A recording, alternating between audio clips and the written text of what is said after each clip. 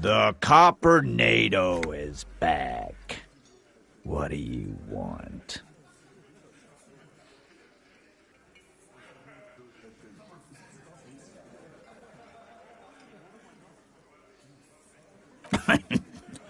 What's that, Copper? You want us to help little old ladies now? You're local law enforcement, aren't you? Helping troubled civilians should fall under your jurisdiction. Yeah. We'll send someone out. Who is? Wait. It's the pigs, isn't it? God. Poor lady. Don't worry. We'll handle this. I think she got some family in Courant or something. Bastards left her alone when she got sick. We've been getting complaints. Hey, wasn't Everett's B team looking for her the other day? They said something about her, I don't know, finding something? Yeah, I think you're right, Gene. She have something of yours, Pig? Whatever you do, do not admit to these punks you lost your gun. You will suffer if you do. No? Well, whatever then, Copper. No. They totally said what it was. What was it? Anyone remember?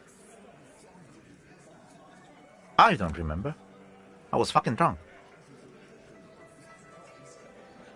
Let me know if you figure it out back there. Now, anything else we can help you with?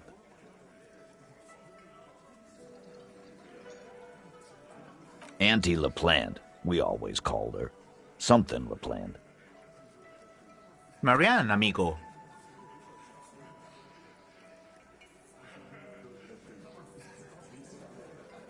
Be anything else you wanted to know? Was? Like before. Just an old lady. Her kids moved away years ago. Never come to visit. Never took her calls. She gets out every now and then. She did right by lots of us when we were kids. Always was a little off, but still. Us kids? That must have been ages ago. She was better then. The children kept her together. Get wanted to be a cop, you mean? Well, shit. I don't actually know. Anyone know why she started acting like a pig?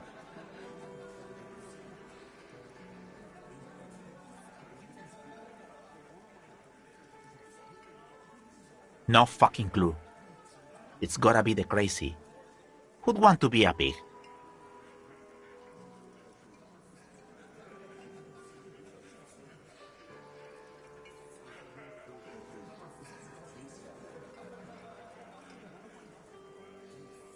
No, I didn't. Because I'm not fucking stupid, Polizonte. Yeah, Carl. That's some pretty fucking weird shit to say. The pigs level weird.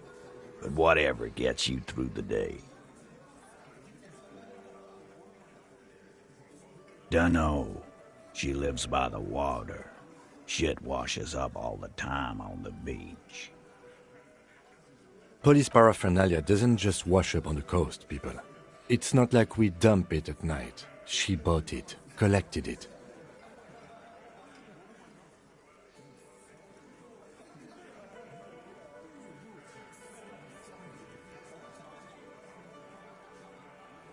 Station 41. A man carries a crate of rusted, unused badges. You think these would net us something at the annual auction? A balding detective drags a comb, futilely across his head. Shit, who'd want those? Just dump them into the river.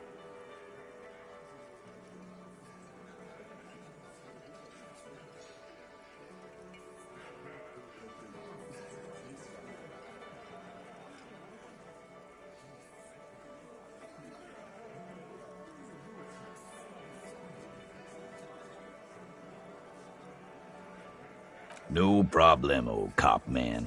We take care of our mentally ill here in Martinez. Ain't that right, boys?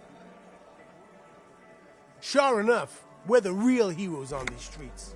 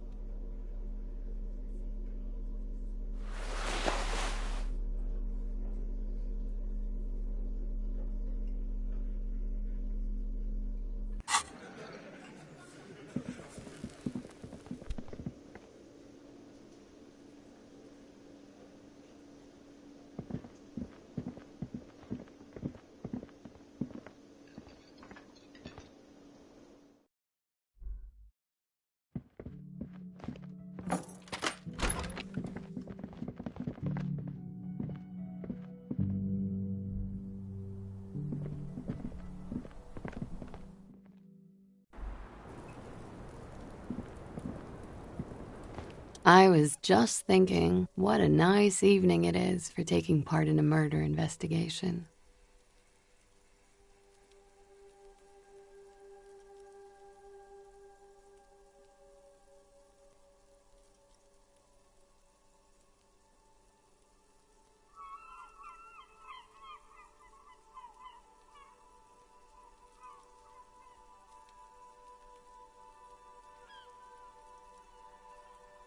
Oh. Did you take the document? No, of course not. As I said, it would have been too risky for me to use those documents anyway. My employer gave them to me.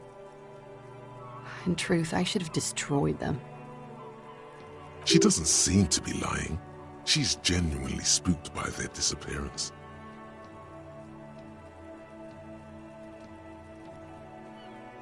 They couldn't know where I put it. I'm absolutely sure I was not followed. And I've told no one but you.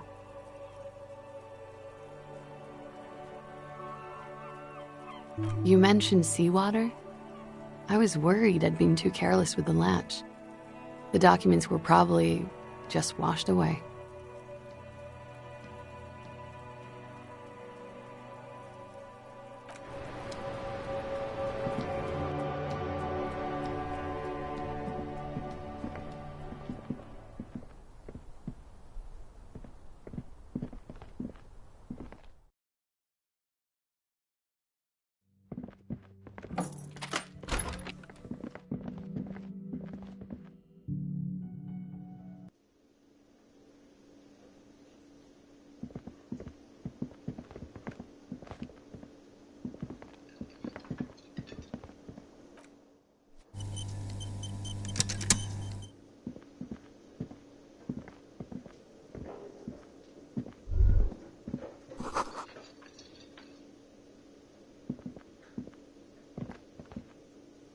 The stage is all set up for your performance.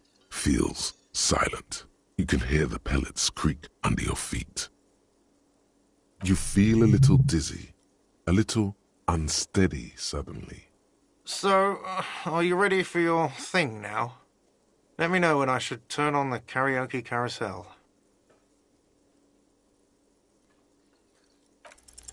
The air is thick with anticipation. Someone dims the lights as the music starts. A lump's in your throat suddenly.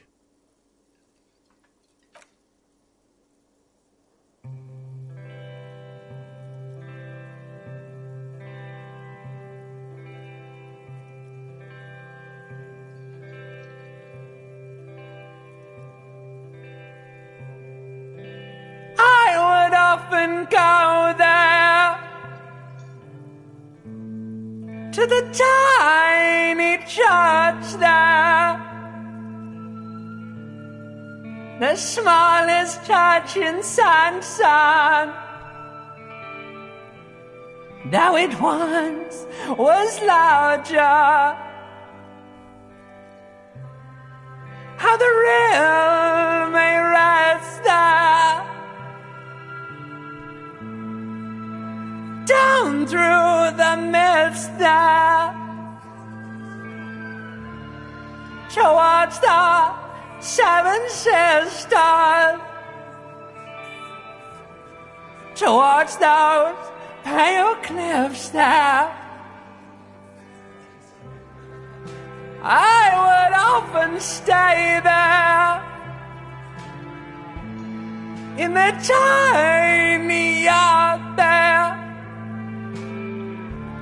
I have been so glad here, looking forward to the past here. But now you're all alone. None of this matters. At all.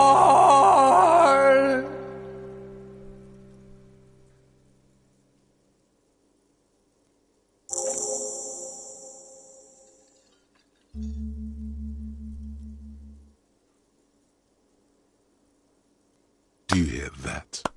It's the most pathetic applause in the world, Harry, made of pity. No one liked you.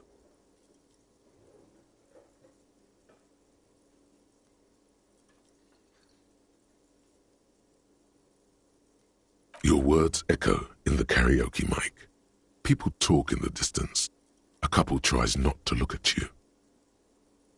Quit yelling into the mic! You hear, or think you hear, uncomfortable shifting around. A bit of laughter maybe. No one saying anything.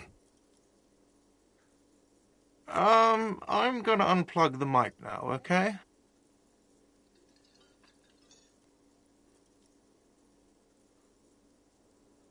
That's it. I'm unplugging it.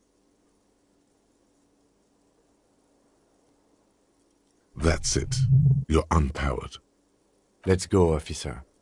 These people wouldn't know a good performance if it beat them in the ass.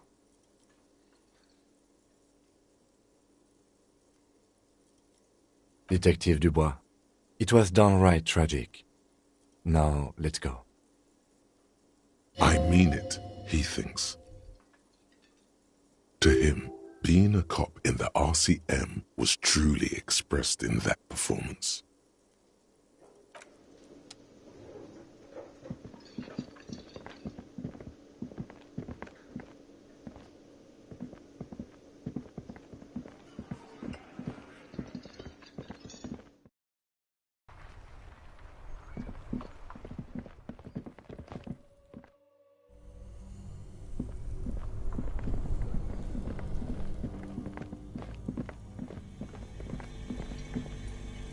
The bear's eyes are still glowing red. It's guarding over the freezing corpse hidden inside its belly. All right. I will need a little help carrying him. You take the hands, I'll take the legs.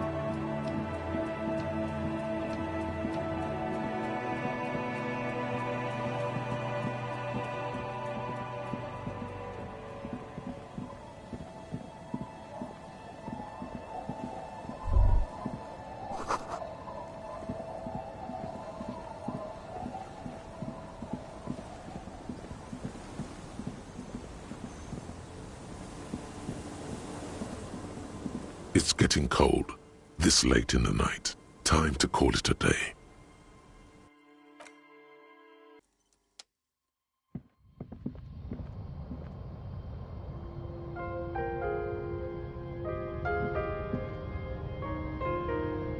On the table, you see a bowl of water, a rough soap, and next to it, a small hand mirror. A straight razor soaks inside the wash basin.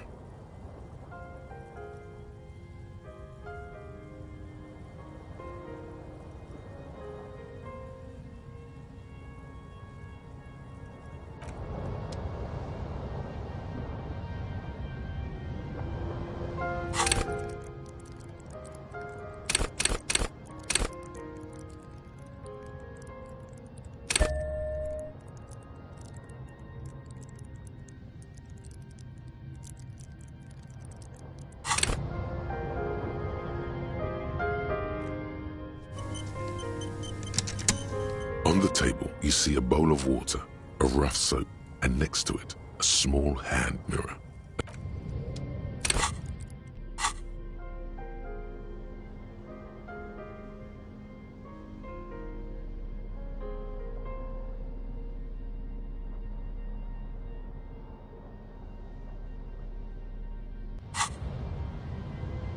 On the table, you see a bowl of water, a rough soap, and next to it, like an artist with a brush or a master swordsman, you use the small mirror and the straight razor with some soap to remove all that unkempt hair from below the nose line. The sharp blade chafes against your skin, producing a scratching sound. The surface underneath the beard feels tender, the air brushing against it chilly. They feel so smooth, surprisingly so. A feeling of freshness overcomes you, as if you just came from a cold bath. The water reflects back a vague image of your clean-shaven face. Despite the bulbous nose, unkempt hair, and persistent swelling, you look a little younger, maybe. You almost look like a professional. Your face, such as it is, a regular human face, sans expression.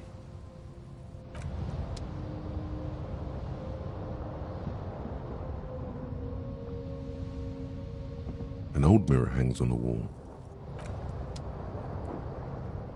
An old mirror hangs on the wall. You see the reflection of your face in it, such as it is, a regular, clean-shaven police officer.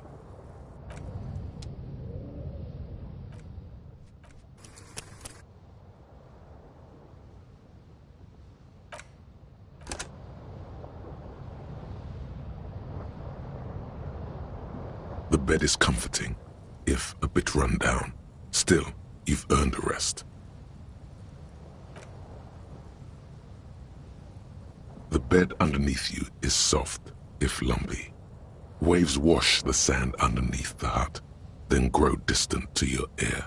In the quiet hum of the organic heater, you fall asleep.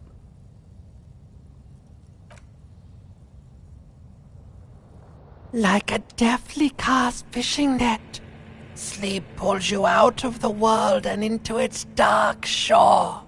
The rough mesh chafes, tightening around you, it digs into your brain.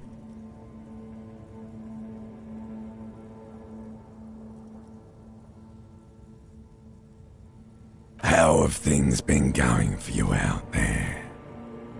Helped anyone lately? Saved anyone lately? Murdered anyone lately? This bastard isn't even listening to you. Because you know you are a murderer. A disco music listening psycho killer who offs poor people and then forgets about it. Hear that?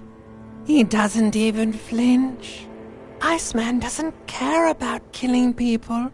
That's nothing to him. Blackwater, under the bridge. The thing he's really scared of. is much, much worse than that. Don't tell him, sister. It's too bad. They're right. This is their function. To keep you from it. We're trying to help you. All these processes, these tortures, voices and tremors are all just distractions, flares and countermeasures to keep you from the last dream. The worst of them all. The last dream will be total annihilation. Cinders peeling off the fuselage. We won't be there to help you anymore, Harry. We will be dormant. You will be naked and alone. Of hell. An ancient sadness, brother. 10,000 years later, in front of the video rental, there is a warm breath on your face again. Everything is okay again. Everything is so okay. Your eyelids flutter open for a moment. When you close them again, you sense the light of the room around you. You're back. In 2 seconds, the alarm will ring. The last thought in your head before waking is, you need to go to the church.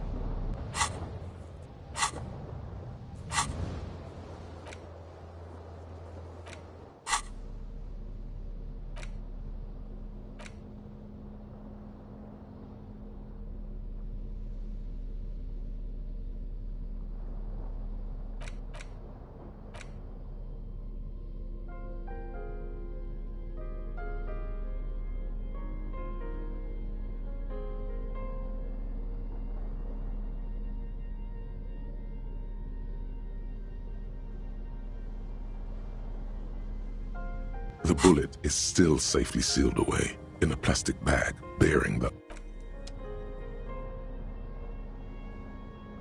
An intricate web of... It almost looks like they let... A police badge on which you see the photo.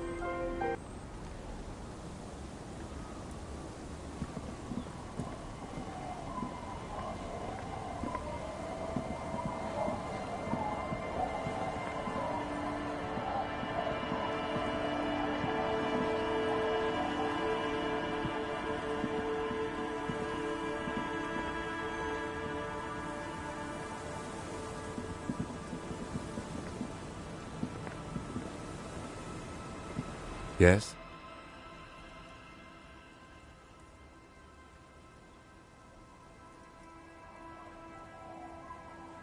Yes. I don't know what to say. Perhaps, I'm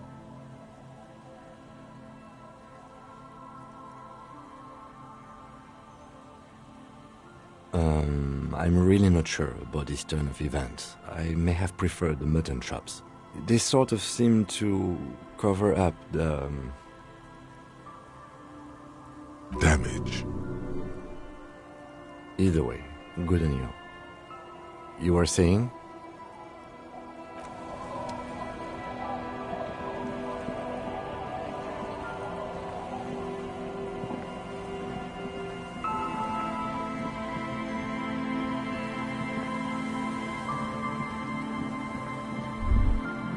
A drop in temperature, an easy flow there, an empty street. Before you, a thoroughfare unjammed with lorries. No more drivers smoking on hitch steps. Just silence. Chemically sweetened. Across the road, a forgotten bus stop. Corrosion has opened a hole in its roof. An elm tree watches over the building. Its branches are dripping with rain and snow. The road is smooth and motley, craters filled with a black asphalt. The asphalt, first laid, is grey already. A row of tenements are under construction in the distance. A tub warm with water, white with soap. A man bathes while radio waves transmit the lottery numbers. 4, 18, 21, 4, 1. A modern washing machine rattles a drawer full of silverware. His boyfriend is on his way home. He brings tins of meat and vegetables with him. Their pockets are heavier with money, but only slightly. Number 312D. Young girls used to come here, huddled up, hoping for more warmth than their thin coats give them. The bus took them to school. It has not run for 8 years. There were not enough girls to sustain its cost.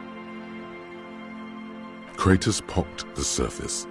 Children played in them until heavy trucks full of black pitch rolled in. The landowners have filled the craters with money. It is a vital artery of the flow of trade. There's one bump on the road. A dead dog lies flat about 200 paces away, right at the turn.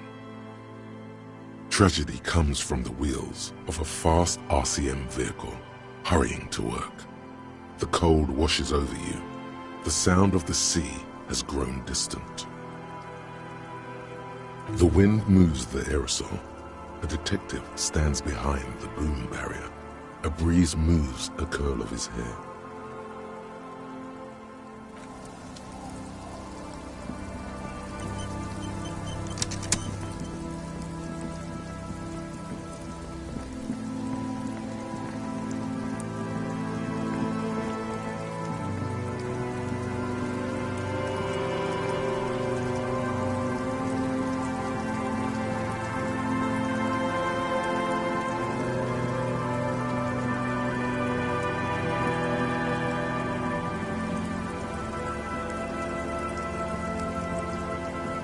wooden doors, more than twice your height, stand shut in front of you. The rectangular sea-worn ornamentation appears in stark contrast to the padlock, carelessly drilled into the wood.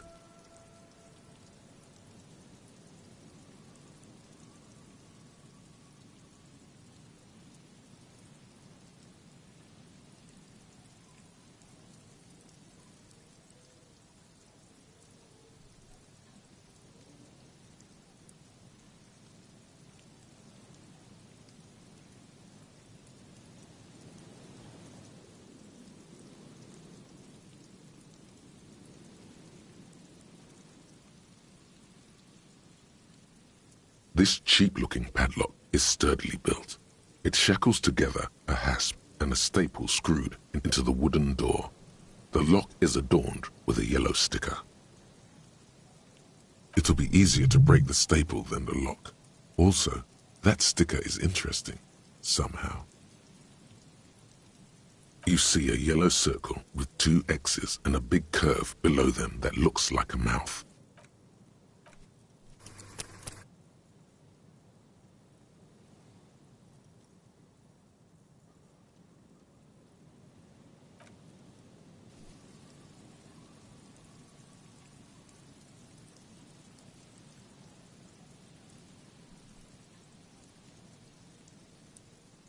He takes off his glasses and uses a blue handkerchief to thoroughly wipe them clean before inspecting the sticker.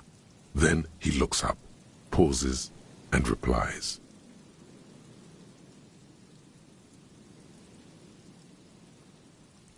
No.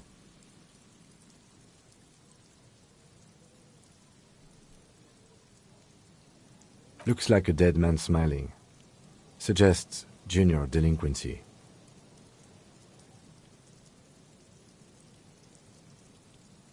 For Revachol ZOC, the moral intern defined junior delinquents as minors between the ages of 10 and 16 who have committed an act in violation of the law. These acts aren't called crimes as they would be for adults. Crimes committed by minors are called delinquent acts. This was part of your officer's exams. I haven't seen that sticker before, and I'm not a youth. Thus, it must be made by youths.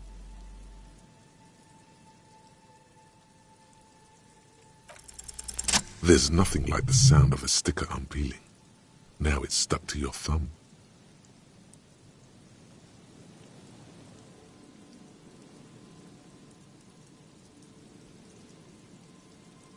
Looks like today was a gold star day. The carving on the door is block-like and angular, like the church itself.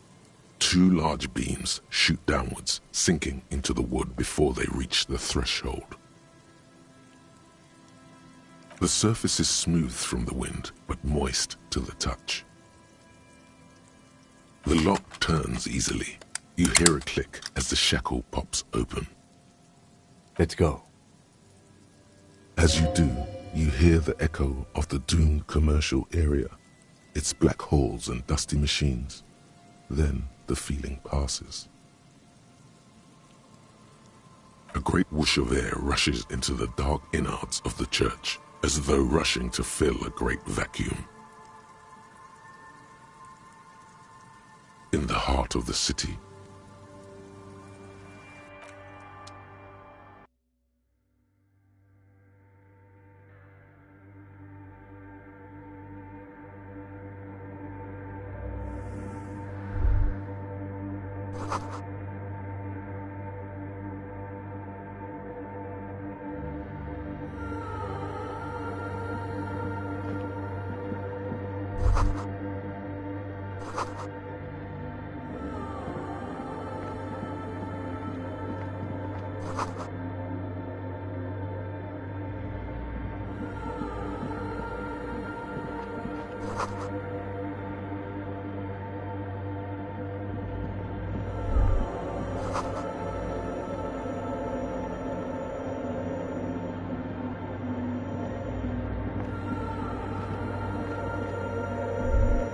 the silence in this part of the church, it's almost palpable. All the shifting matter and shuffling of living things is gone. Nothing seems to exist beyond the church anymore. Maybe if you were to stand in just the right spot, even your footsteps would be completely silent. And then it's gone, almost all of it, but for the faintest of hums. You can hardly hear your own breathing. Your voice is barely audible, not a howl, but the softest of whimpers. It's unnerving. You produce a few muffled thumps, after which the silence feels even more total, somehow. The lieutenant points to his ears and shakes his head. Then he leans closer. Can you hear anything?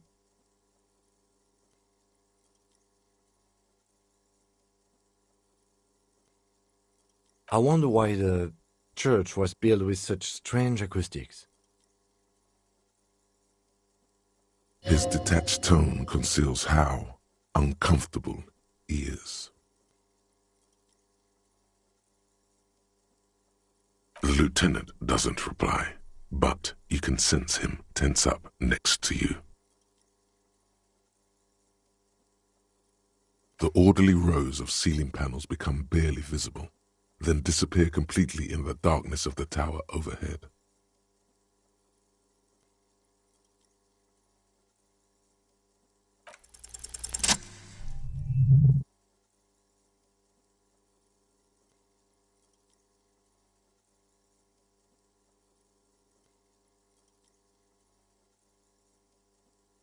It's like there's something moving up there.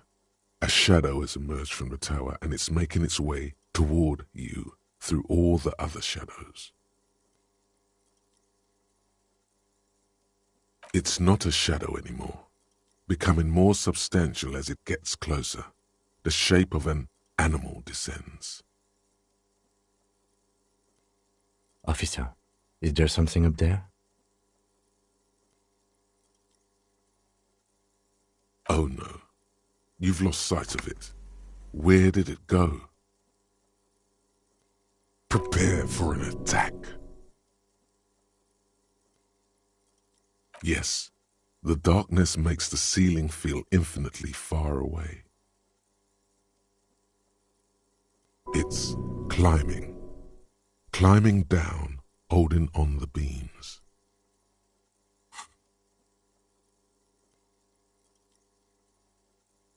You see something hanging from the rafters, looking straight at you with dark eyes. Maybe it's possible to talk to it.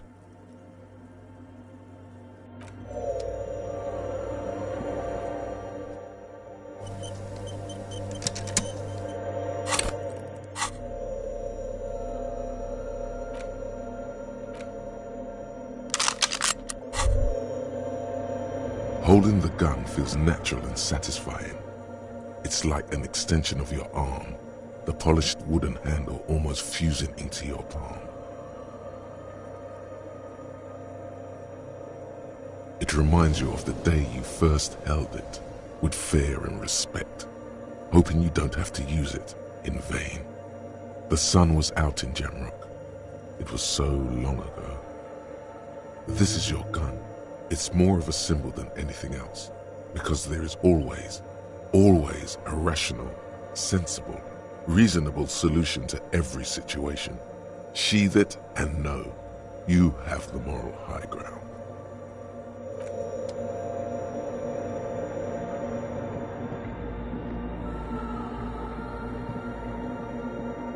Is that a man? A man made of the same stuff as the carpentry of the building. He is studying you intently. The crab man.